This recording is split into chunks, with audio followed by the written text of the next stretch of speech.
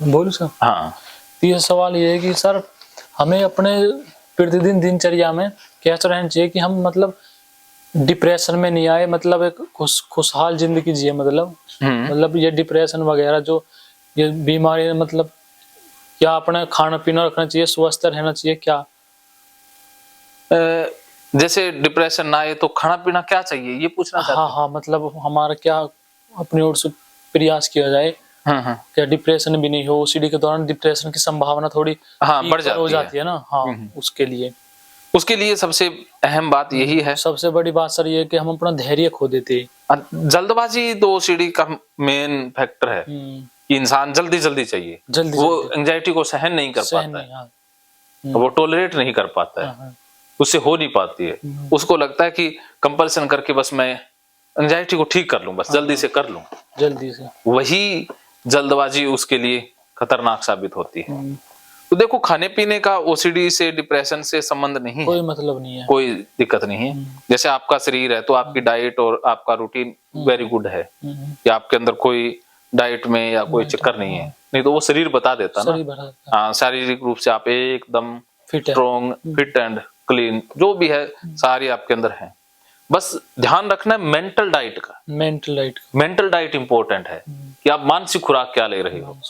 वो आपने एक तो जो भगवान के बारे में बातें करें हाँ जी, उनको मारो ताला, बिल्कुल धार्मिक किताबों को छोड़ दो, साइड कर दो। हाँ। साइड कर दो, सारी घर में है तो फेंकाओ, रद्दी वाले को दे दो ताकि कोई और डाटा ना ले पाए। किसी को गिफ्ट भी नहीं देनी है, रद्दी वाले को देनी है।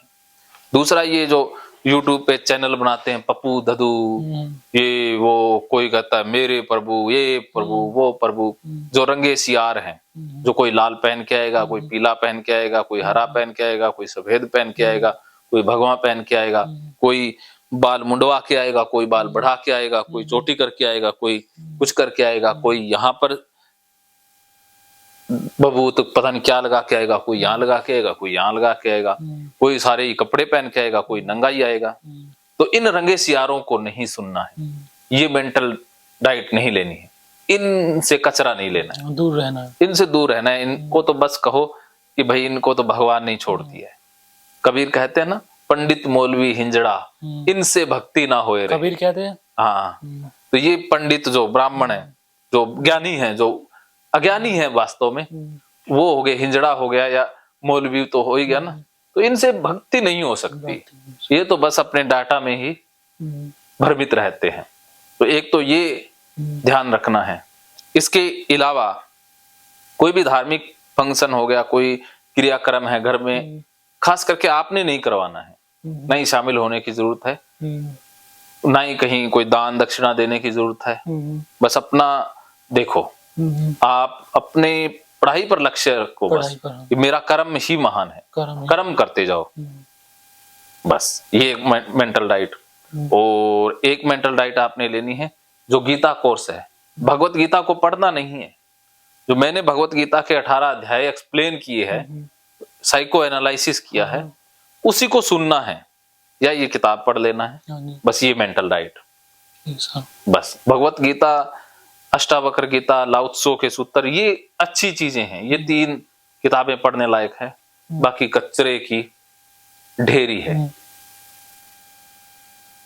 तो ये मेंटल डाइट के ऊपर आपने ध्यान देना है। भगवत गीता और अष्टावक्र गीता और लाओ त्से। हाँ, लाओ त्से, ये भी खुद पढ़ोगे तो समझ नहीं आएगी। किसी साइकोलॉजिस्ट जैसे मैंने बताया, वो एक्सप्लेनेशन आपके लिए काम की है, बाकी खुद पढ़ोगे या किसी और की गीता पढ़ ली ना, टीका की हुई, तो फिर फंस जाओगे, क्योंकि वो अपने चश्मे उसके ऊपर थोपते हैं, अपने ही भाव विचार गीता के माध्यम से बताते हैं।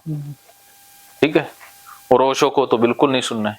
ठीक है, नहीं तो फिर इतने खतरनाक हो जाओगे कि मैं भी संभाल नहीं पाऊंगा, क्योंकि फिर आपके अंदर तर्क वितर्क आएंगे ना। आपका मन अशांत हो जाएगा, फिर सुन नहीं पाओगे, फिर सुना ही पाओगे। हाँ, ओशो वाले सुन नहीं सकते, वो सिर्फ सुना सकते, वो तर्क करते ज्यादा। हाँ, तर्क उनका बस सॉफ्टवेयर इंस्टॉल हो जाता है तर्क वाला, तो वो फंस जाते हैं। तर्कवादी इंसान हमेशा मार खाता है। भी तर्क एक अच्छा तर्क हो, हेल्दी तर्क हो, एक इंसान अच्छा शिष्य बने, स्टूडेंट बने, सीखने के लायक बने, लेकिन वो खुद ईगो बढ़ जाता है ना, उनका अहंकार की प्रवृत्ति आती है, तो वो गलत है। ठीक है, तो ये सवाल क्लियर? अच्छा। ओके, तो अभी आपके 3 सवाल थे। कल तक और भी सवाल आए तो आपने क्या करना है, डायरी में लिख लेना है, और कल आपने सारे पूछने हैं। आपने इस समय का सदुपयोग करना है। ठीक सर। कल का दिन आप मुझे उलझाए रखो से कोई दिक्कत नहीं, जितने सवाल आप पूछ सकते हो पूछो, कल बाकी नहीं रखना, क्योंकि उसके बाद फिर ना मैं समय दे पाऊंगा ना आप के लिए समय। तो इन 2 दिन का आपने फायदा उठाना है। ठीक है, महकेंगे फिर से खुशियों के रंग भगवत गीता थेरेपी कोर्स के संग। इतिहास का पहला ऐप जो गीता के माध्यम से ओसीडी डिप्रेशन का इलाज आसान बनाएगा। ओसीडी डिप्रेशन का इलाज हुआ और भी आसान, और वो भी बिना दवाई, घर बैठे। किसी को बीमारी की चिंता है तो किसी को चिंता की बीमारी है।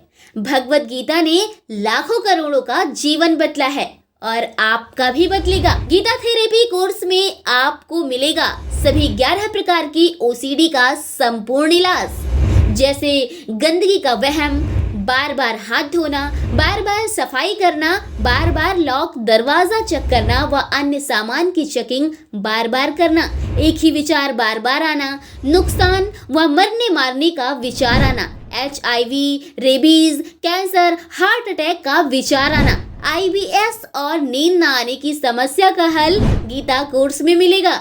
आत्महत्या वाले विचारों से मुक्ति भी गीता थेरेपी कोर्स से मिलेगी। राजेंद्र जोधपुरिया ऐप पर आपको ओसीडी से संबंधित राजेंद्र जोधपुरिया की किताब भगवत गीता के मनोवैज्ञानिक रहस्य और अन्य टिप्स पढ़ने को भी मिलेंगे। गीता है महान थेरेपी। गीता में CBT, हिप्नोथेरेपी, माइंडफुलनेस, ERP व अन्य बहुत सी साइकोथेरेपीज का समावेश मिलेगा। राजेंद्र जोधपुरिया ऐप एक, फायदे अनेक। आज ही प्ले स्टोर से डाउनलोड करें, लिंक डिस्क्रिप्शन में है। तो देर क्यों, अभी जाइए डिस्क्रिप्शन में और लिंक पर क्लिक करके प्ले स्टोर से अभी डाउनलोड कीजिए राजेंद्र जोधपुरिया ऐप और पाइए अपनी सभी समस्याओं का हल। मानो तो मौज है, वरना समस्या तो हर रोज है।